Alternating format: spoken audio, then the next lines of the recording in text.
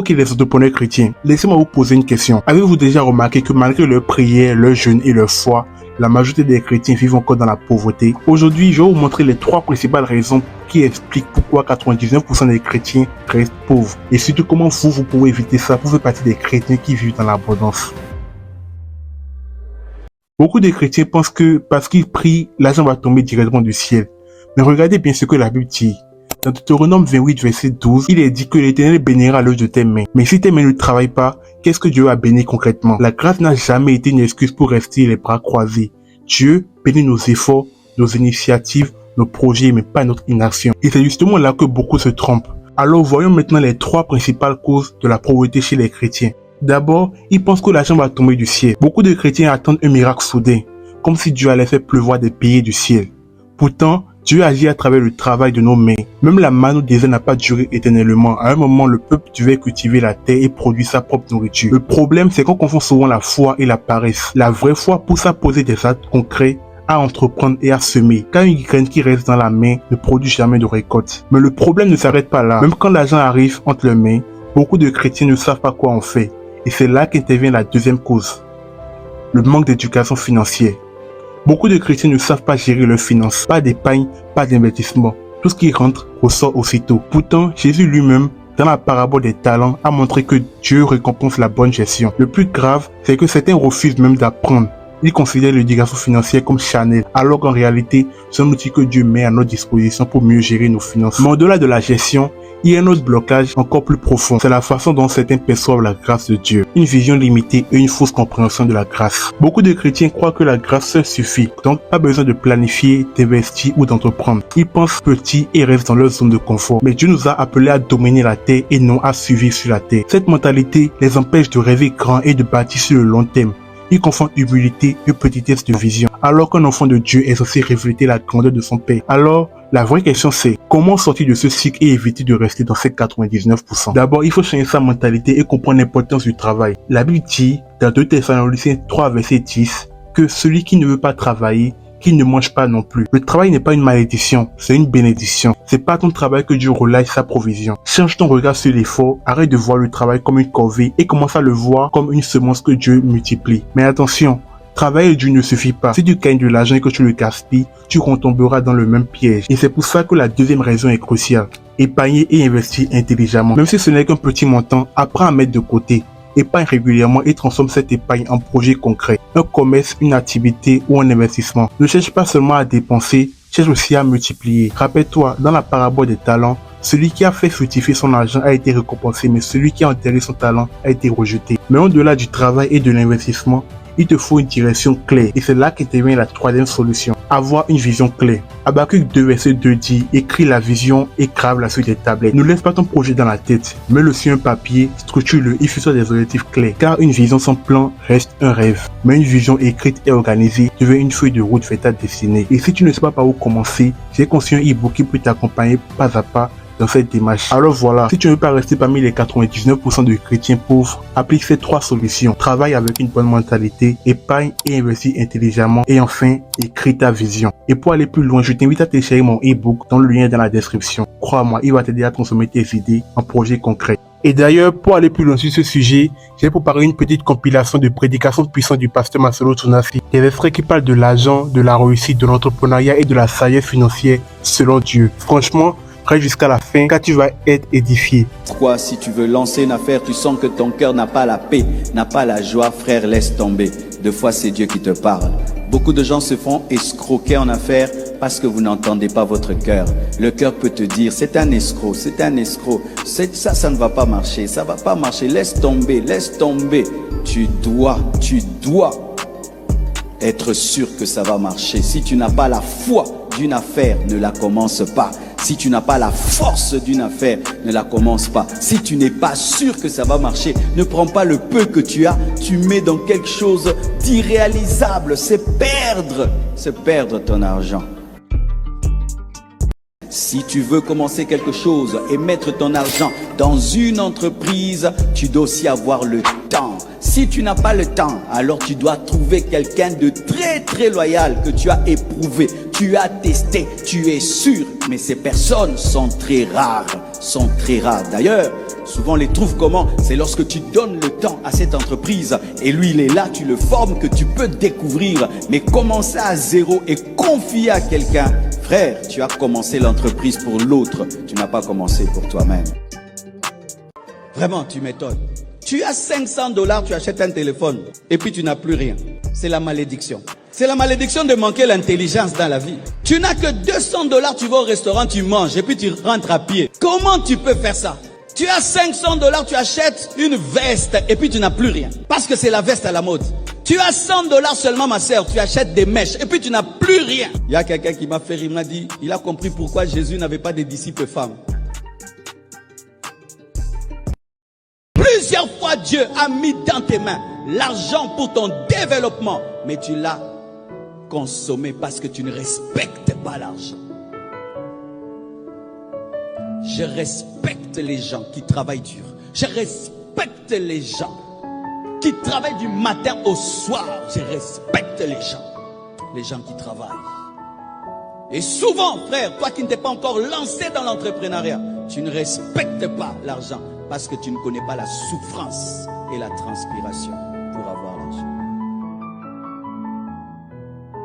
Compte sur Dieu, travaille, compte sur Dieu, recommande tes œuvres à l'Éternel et tes projets s'accompliront. Ne tombez pas dans les soucis, dans les inquiétudes. La Bible dit, recherchez premièrement le royaume et la justice de Dieu et toutes ces choses vous seront données par-dessus. Ne vous inquiétez pas du lendemain, car le lendemain aura soin de lui-même. À chaque jour suffit sa peine. La grâce est amoureuse, la beauté est vaine. La femme qui craint l'Éternel est celle qui sera louée. Alléluia. Recommande à l'Éternel tes œuvres et tes projets réussiront. Acclamons le Seigneur.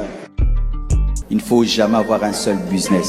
Lorsqu'un business marche, fais un deuxième. Si le deuxième marche, ajoute un troisième. Si le premier est attaqué, le deuxième tient. Si le deuxième est attaqué, le troisième. C'est comme les fusibles dans la maison. Amen. Il ne faut pas que ta source ne soit qu'un seul endroit. C'est quand on voit des politiciens, s'il n'est plus en politique, il n'est plus rien. Parce qu'il n'a investi.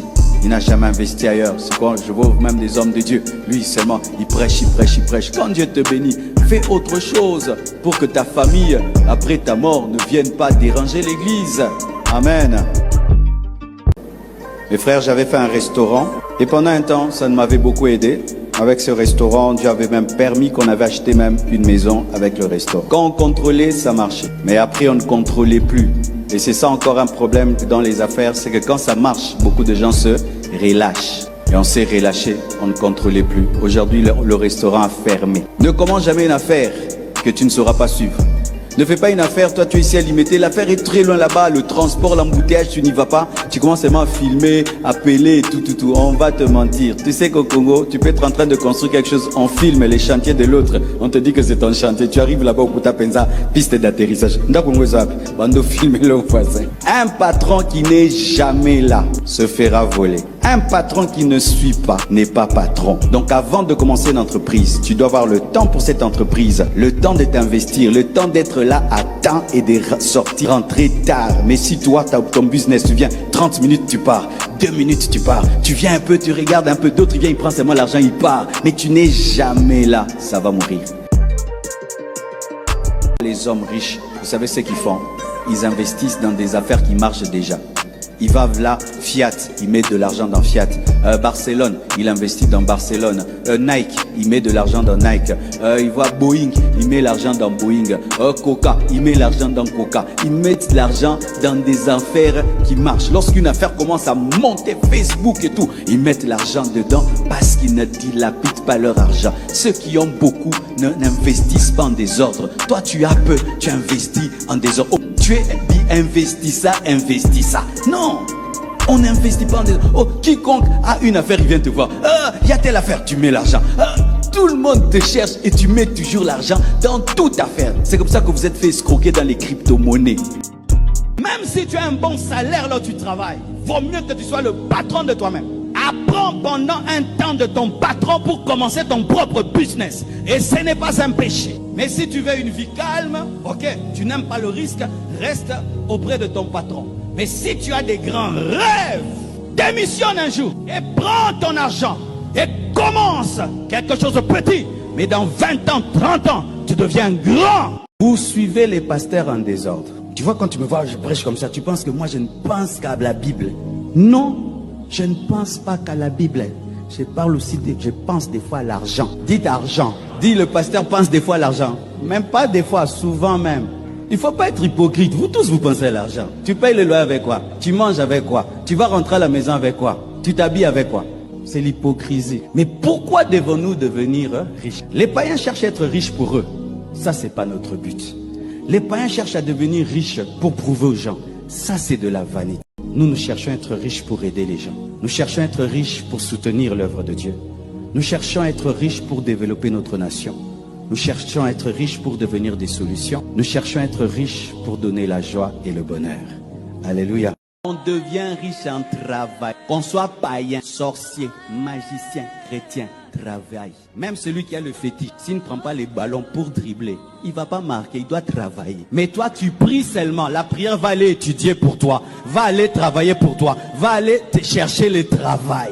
C'est pourquoi tu es pauvre, mais priant beaucoup. La prière accompagne le travail. C'est dire, avant d'aller au travail, je prie. Et je vais au travail. Je finis le travail, je rends grâce. Je confie mon travail à Dieu. Mais tu dois présenter à Dieu quelque chose. Mes études, mon projet, mes affaires. Tu dois présenter quelque chose. Dieu a travaillé, ensuite il s'est reposé. Il n'y a pas de repos sans travail. Tu pries tous les jours que Dieu te bénisse. Dieu t'a déjà béni. Mais ta bénédiction est un humain. Mais tu ne vois pas. Tu penses que Dieu va te donner l'argent alors que Dieu va te donner un homme. Et dans cet homme, il y a l'argent. Certains hommes, ils ont quelque chose. Ils sont courageux. Toi, tu as l'idée, mais tu n'as pas le courage. Lui, quand il parle de quelque chose, même si ce n'est pas à lui, tu vas acheter.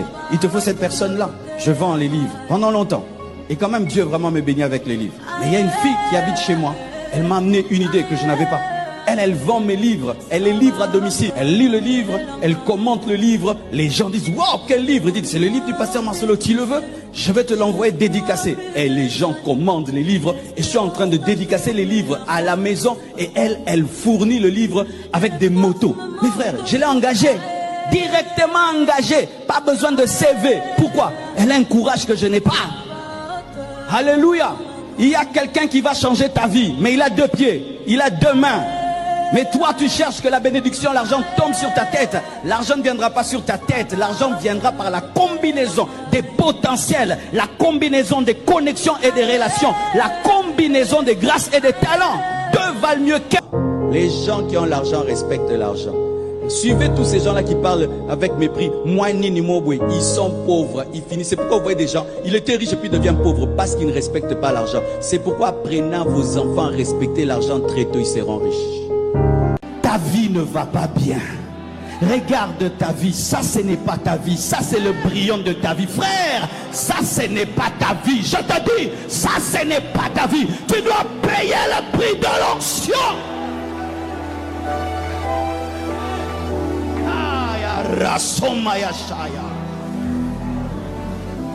Tu n'as pas encore eu la colère de ta vie. Il faut que tu arrives à voir que ça, ce n'est pas ta vie. C'est seulement lorsque tu comprends que ça, ce n'est pas mon niveau, que tu dis, je vais m'enfermer. Je vais chercher Dieu. Je ne peux pas continuer comme ça. C'est alors que tu prieras sans tenir compte du temps. Tu prieras sans tenir compte de ce que les gens pensent. Tu prieras jusqu'à ce